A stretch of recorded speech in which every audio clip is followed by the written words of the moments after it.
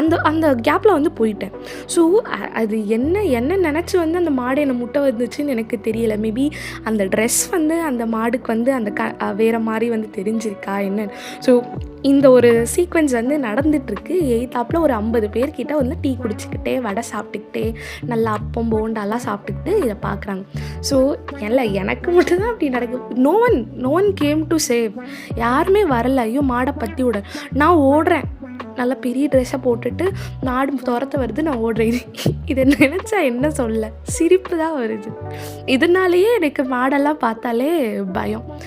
இல்லை மனுஷங்க தான் இப்படி இருக்காங்கன்னா, செகண்ட் என்ன சொல்ல வரேன்னா, செகண்ட் இன்சிடென்ட் என்னென்னா, மனுஷங்க தான் இப்படி இருக்காங்கன்னு பார்த்தா மிருகங்க தான் இப்படி இருக்குன்னு பார்த்தா மனுஷங்க அதுக்கு மேலே. எப்படின்னா எங்கள் ஏரியாவில் வந்து ஆட்டோ வந்து எப்படின்னா ஒரு செட் ஆஃப் ஒரு 6 பீப்புள்ஸ் வந்து ஏற்றினா தான் ஆட்டோ எடுக்கணும்னு ஒரு ரூல் வச்சுருக்காங்க இவங்களாம்.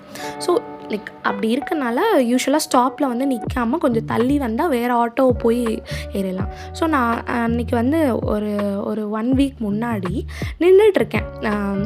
அந்த ஸ்டாப்பில் வந்து நின்றுட்டுருக்கேன்.